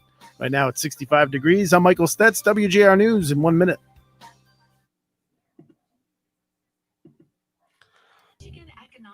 All right, Patrick, so we're gonna talk Patrick, that's pretty football. funny. I like your comment, Patrick. That's good. Wait, what did you say?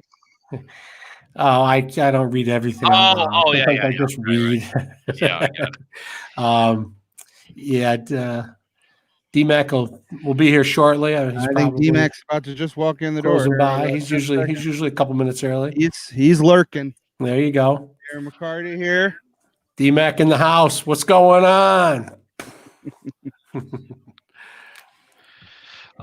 You did keep your promise, Kevin. We did get to everyone who called in. Did she call back, or did you call back, or were you hanging on the line there? No, And Eric was just on the line the whole time. Oh, you didn't pop her back up to the top of the list. I had to go out of order. Yeah. No, I think what happened is we were talking about Goodell's, Michigan. I was and so that excited about Goodell's. top of line, and we just went right to it. We're sorry, Sandy. We made you hold. You should have been first in line, and we took Kevin from Goodell's first, then hit you, Sandy, and George, who was first in line in the queue, had to wait till last. Yeah, I don't know. Somehow I made my first mistake of the week, and it's Friday. That's the amazing power I have, is to choose which caller to take first and which to take last. Yeah, it's amazing power. You're drunk on power now. Call now.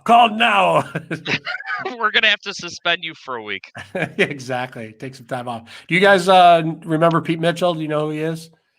I know the name. Tight end, played for Jacksonville, New York, and the Lions. He was a star at Boston College, and he played at Brother Rice too, and won some state championships at Brother Rice. So he's a local boy. Yes, I missed the Pete Mitchell era here during the Detroit Lions. You can YouTube that and catch a couple highlights. You'll be right up to speed. A big, strong tight end before that was a thing. Now everybody, that's all they're doing. Well, nothing's more awkward than running into a former professional athlete that you didn't know was a professional athlete. Well, I got to tell you, the show was so heavy with 9/11, and I was trying to find something lighter. And I went to check like the movies or something. I thought I'd call somebody. Not one new movie came out this week. None. Oh. Nothing new on Netflix. Nothing new in the theaters. Yeah, because I was going to say, theater-wise, I don't think any new movies came out. Well, not the whole world is closed. Just I saw this. I saw this earlier today. Sony is refusing to put out any new movies until the pandemic's over and theaters can reopen. They're not going to release any movies unless it's in theaters that people can go to. You know what bums me out is that the longer this thing goes on, and this is trivial, but it's been something I'm thinking about. The longer this thing goes on, there's going to be no new episodes of TV shows you like. There's a TV show that you're waiting on the next season.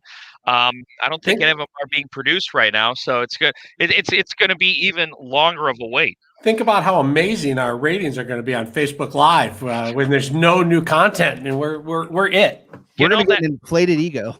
That's why I'm trying to make every show I work with do it, because eventually people are going to run out of stuff on Netflix and Hulu to watch. We'll just after the show, we'll just stay up and we'll just act, and we'll be like, you can play different roles, and we'll be like, well, see, one of Erin's big shows, she loves it, and I like it too. It's fun to watch. Don't get me wrong. It's on Bravo. It's called Below Deck, where they follow people that work on yachts, and she keeps saying how she can't wait for the next season. And I looked at her and I'm like, there's probably not going to be a next season anytime soon. People aren't really yachting right now. they're filming reality shows still. Right. They're just not doing anything. They just hang out in one room in the bubble. Well, if we act out scenes from Seinfeld, I call Shaka not George. Just because I'm chubby doesn't mean I always have to be George. I'll be Newman. I think I liked the girl the best on that show. Elaine? Yeah, Elaine. I liked her in Veep too. Her in Veep. No, but everyone I know who watches Veep loves Veep. She was great. And another funny movie another show she's not in is Weeds. Did you ever watch Weeds? No. I went back and watched that like 5 years after it was on, and that's a funny show too. Yeah, it's hard for me to find. It's hard for me to find a binge show to commit to. Yeah, well, I don't mind binging for about 6 episodes and then bailing. Just get a feel for it. Right. Yeah, if there's more than 3 seasons that I missed, I get overwhelmed. Well, that's why my parents keep telling me how great 24 was, and I never watched it. I'm like, I'm not going to watch that. There's like 8 seasons. I can't do it. I can't commit. Sandy says Third Rock from the Sun. Funny show. I used to watch 30 Rock, but not Third Rock from the Sun. I remember Third Rock from the Sun. I can't remember that actor's name, but he's hilarious, and he's in everything. That older guy. Because that was on Channel 4. You were working at 4 at that time, right? When Third Rock was on. Yeah. Do you get to like sit there in the newsroom and watch what's on TV before it comes on, or what? No, I'm out in Hawaii chasing Kwame Kilpatrick. Or you're on the beach. I do remember you always being on the roof. I'm like, let that man inside. Pretty smart. I didn't have a lot of drive time. I always got to my car quickly, much like your strategy during the DMAC session. Right. Well, it's not necessarily DMAC as it's 7 o'clock and it's time to go home. Especially on a Friday. Yeah. I can't wait to go home and probably fall asleep at 10:30 watching the news. You only do this shift when Mitch's team is not there? Yeah, normally I go home after Guy. So Mitch has about 11 people running You're around. listening to the Mitch Albom Show on the great voice of the Great Lakes, 760 WJR. Here's special guest host Kevin Dietz. Football started up again last night, and I watched it, some of it anyway, but not as many people watched the first game as last year. A double-digit drop in TV ratings, down, I think, 12 or 14% from last year. Digital numbers were up, though, so maybe people are just watching it on their phones and tablets and computers. Maybe overall audience was about the same. Anyway, we wanted to talk with Pete Mitchell, former National Football League tight end who played with Jacksonville Jaguars, New York Giants, and your beloved Detroit Lions. Pete, thanks for being on the show. Hey, Kevin, how you doing today? Thanks for having me. I'm doing great. What do you think of this new NFL in COVID and protest world? Well, I thought it was actually not. It wasn't as bad as I thought last night. I watched the game, and I guess Kansas City is, as most people know, is one of the loudest stadiums there is, and I've played there a couple times. But even with what I think they had like 17,000 fans there, it sounded pretty loud on TV at times. So it was a better experience than I thought it was going to be.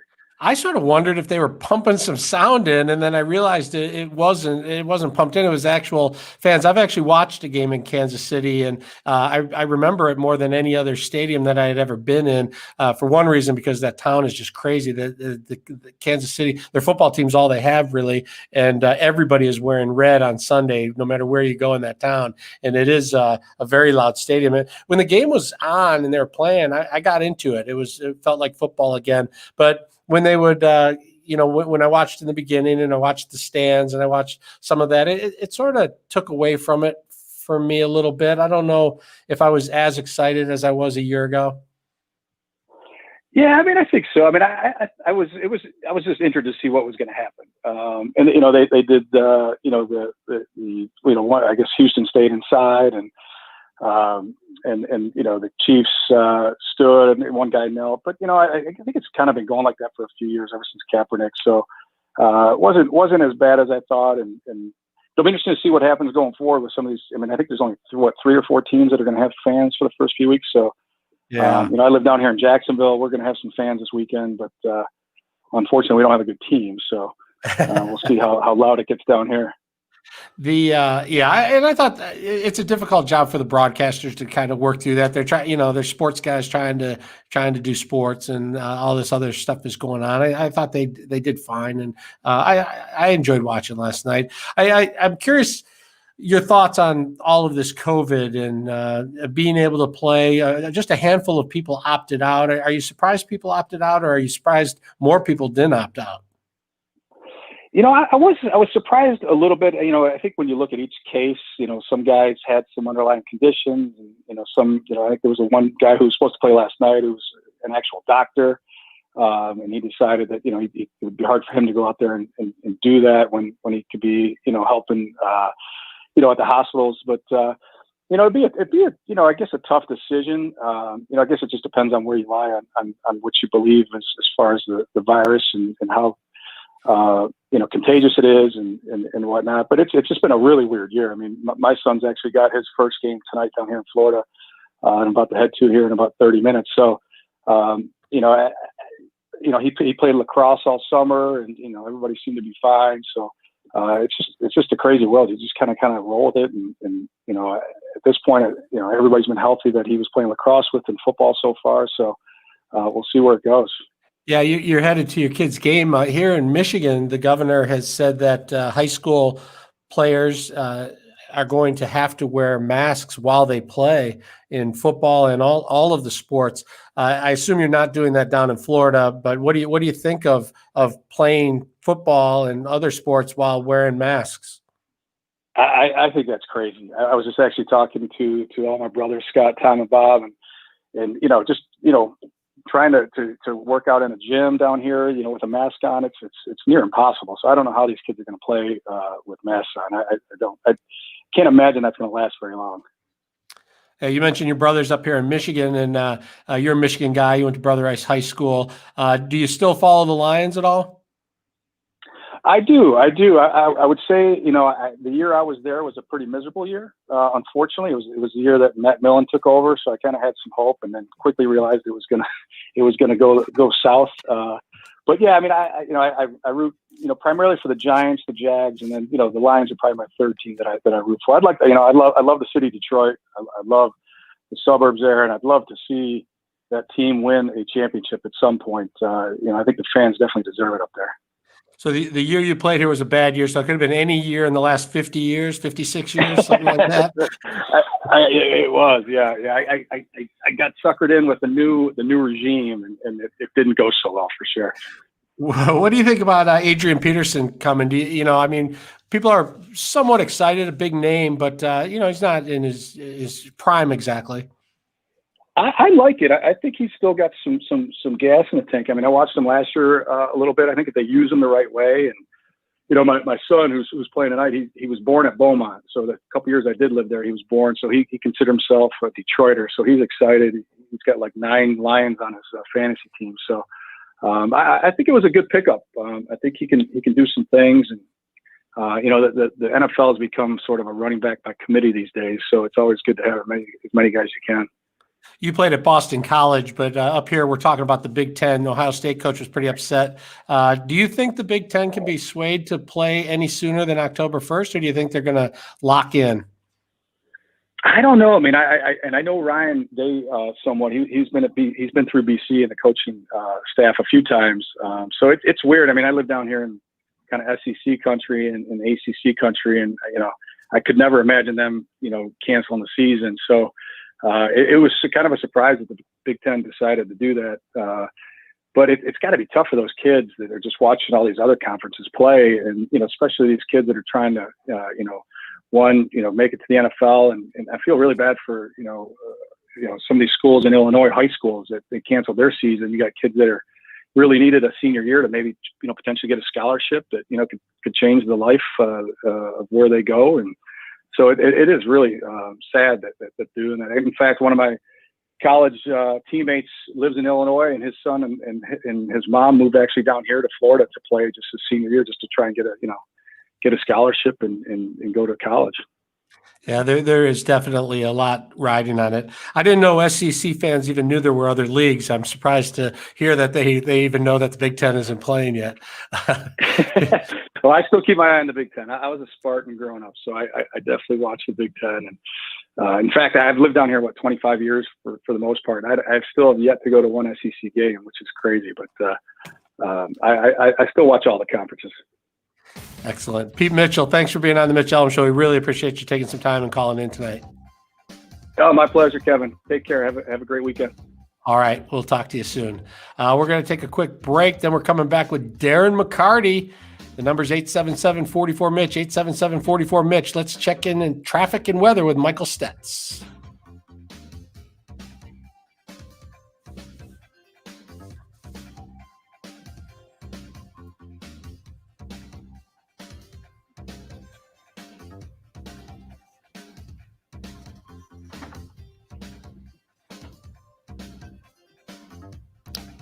In Oakland County on Pontiac Trail between Century Drive and South Wixom Road. That part of the road blocked due to fallen power cables.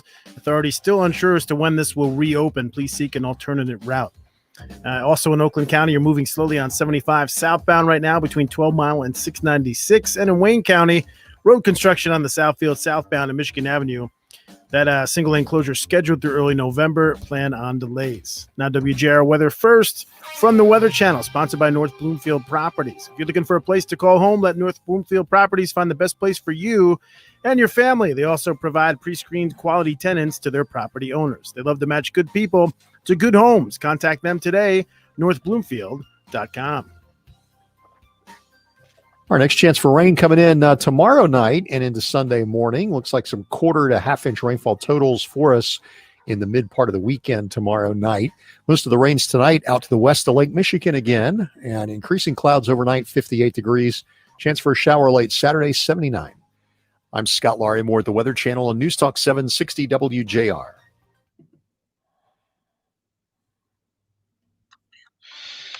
All right, guys, home stretch. All right. What could go wrong?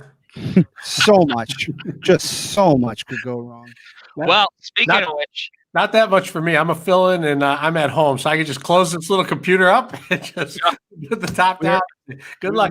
We already have the next host in the studio. We can get through this. If you were eagle-eyed enough on Facebook Live or YouTube, for a few minutes I had the wrong banner up, so you got a little preview of what was coming up. Oh, nice. Yeah. Nice. That's I think that's 3 strikes and you're out today. I think you are over your limit. So we talked a little bit about it the other day, but I want to ask you guys, do either of you guys have an early prediction for how these Lions are going to finish this year? Assuming we get 16 in, 8-8. Are they playing 16 games? They're always 8-8, aren't they? Yeah, well, I mean, yeah. With our luck, they'd get the 8, and then we'd end up having to shut down. Win the first 8, lose the last 8, and break your heart. That's how I like my Lions. Win early, lose late. Mike, you're usually a pretty big optimist of our Detroit Lions. Let's see. I am going to go with 9-7. Just enough to give you the hope, but not enough to really do much of anything. Gotcha. I give a possible wild card. You can get it. What the Seahawks got it 1 year 7-9, so you can get it at 9-7. I'm actually right with Mike. I think 9-7. I think we're gonna get our usual Lions. We're gonna get off to like a 4-2 start, and then you're just gonna see the wheels start coming off, and we'll finish 9-7. I have a friend over at Channel 4, Ben Bell. He's an editor, excellent editor, and he's just the biggest Lions fan ever. Every year he's certain they're going to win it all. And so I've offered him for 10 years, 100 to 1 bet, but you got to bet at least $1,000. Yeah. He won't take it.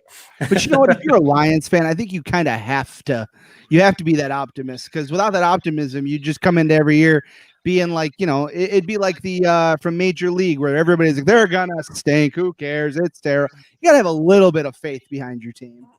That's fair. That's fair. Patrick is in lockstep with us, 9 and 7. Here he comes, 10.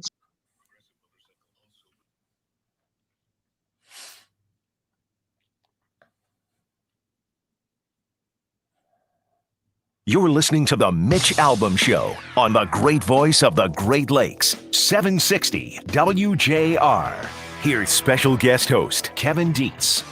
It's 6:48, and that means it is time for the roundtable. And in fact, it is roundtable extended because joining Eric Dorsch and Mike Parsons and myself is Darren McCarty and Sean Belesian.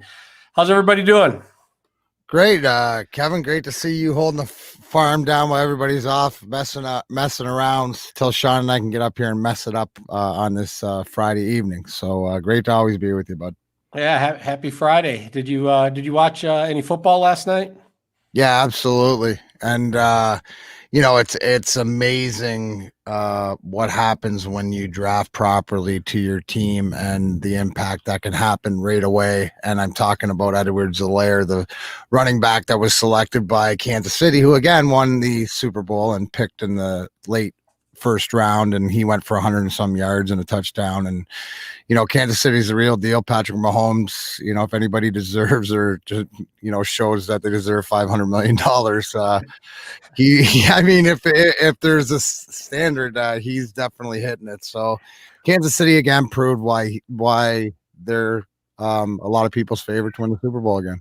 Were you watching when they put that graphic up of how much money the different quarterbacks were making? There's like 500 million, 400 million, 380. Like poor Aaron Rodgers had to get by with I don't know what his salary is, but it was amazing how much money is flying around the quarterback club.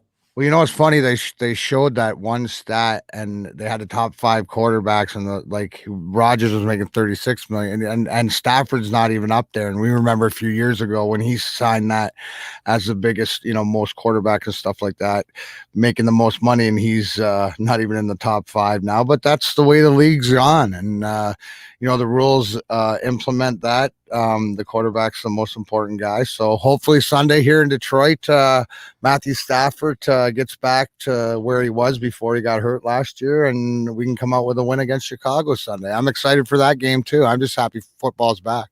Yeah, it was fun to watch. It felt great. And the Lions, I'm always excited about the Lions. In my fantasy, I always pick Lions because I know I'm going to watch the Lions. So I try and pick players that that I'm going to be able to watch. So I'm not watching 12 games at once, but it's exciting. I'm fired up for it. How about you, Sean? This is a good year. This is a good year to take Lions. This is going to be a prolific offense. I'm serious when I say that. I think people forget how good this offense was last year before Matthew Stafford went down. He was putting together a phenomenal season, and obviously banged up heading into this one. And let's hope that Kenny Golladay gets back. I mean, there's another guy, Darren. When you talk about drafting right, this is a guy that was taken later in a draft and has just turned into a flat out stud. I think he's right, in that neighborhood of top 10 wide receivers in the league. I don't think that's an overstatement at all. So, that's where it starts. You have to find some guys like that, but they've got enough pieces, even with Kenny Galladay's doubtful situation heading into Sunday. They've got enough pieces to have a prolific offense this year. So, Kevin, if you're talking about a fantasy standpoint, I think you might be happy having a few Lions. Now, the big question is, are they going to be able to stop anybody? I mean, that's been their issue for the last couple of years. Certainly was their issue last year. And hopefully the Lions made some adjustments there, but they're going to be an exciting team to watch from an offensive standpoint. I just casually watched, Sean, so I'm glad you're on because I'm curious about this because I feel like the Lions' biggest problem is the offensive line doesn't protect Stafford. I mean, the guy's had a broken back. He's had concussions. The offense gets going, and even when the defense gives up a lot of points, it seems like Stafford and the Lions come back in the fourth quarter and find a way to win. But as soon as there's an injury to Stafford or a running back, it seems like we're stalled, and then it's game over. And I just wonder how good is our offensive line? Well, Sorry. Go ahead. I think that to start with, that's the question to me, and I think Sean and I, the offense sort of takes more care of itself. It's the defense, who last year had the least amount of pressures, played man to man more than anybody in the league. I think with a new coordinator in there, hopefully we get more pressure. Obviously, with Danny Shelton up plugging the middle up and Deshaun Hand being healthy. Hopefully that helps, because the defense really, like, when I know it was bend but don't break, but they're on the field a long time, which leaves your offense off the field for a long time. So you're right, in my opinion, Kevin, as far as they got to protect Stafford. But to me, I'm looking for more things from the defense, because that'll determine the record. You know, I think the offensive line, Kevin, that's been something that Bob Quinn has tried to address. I mean, it literally his entire time here. Hopefully this is the right mix. It doesn't help that, Vitae, their projected starting right tackle, is going to be out in this one, but you bring on a guy like Jonah Jackson, and, you have another guy in Logan Stenberg that they're very high on, that, is going to be able to provide some depth. So hopefully this is the right mix to do a better job, not only of protecting Matthew Stafford, but kickstart that run blocking scheme a little bit. I know this is a time to be optimistic for the Lions, but I just get that feeling like they're gonna be winning week after week here, and then suddenly like 5 guys are gonna come down with COVID, and they're gonna say, "Oh, you gotta sit out for 2 weeks," and all of a sudden things are gonna tumble on us. I don't know how this COVID thing is gonna work. How people are gonna not be able to catch it, but it's going to be very interesting to watch. And if I would not be, if I was a gambler, I would not be betting this year on any sports or football with such uncertainty when you throw COVID into the mix, along with injuries and everything else that goes into it. No, Kev, you know the truth. You've been around here. We're all of us here. We're all men, and we're all children of sucky Lions. You know that what's going to happen is they're going to have a great year, finish with a home playoff game, and nobody gets to go watch. That's true. That's true. COVID 2020. Why would you say that? That's just mean. But I'll take that. I would take that. Cheering at home or standing outside, cheering for them to get a home game. That's how desperate we are. I don't need to be there. Yeah, could you imagine if they won it all this year and there's no fans in the stands? That would be amazing. It'd be great though. I would take it as well, Darren. I absolutely would take it. Gotta end this streak at what is it, 57 or whatever it is. It's a lot. All right, guys, we're looking forward to your show. Have fun tonight. Thanks for stopping in and visiting. We appreciate it. Let's check in with traffic and Michael Stetz, and Mitch Albom will be back next week. So appreciate it being with you guys this week, and we'll talk to you soon.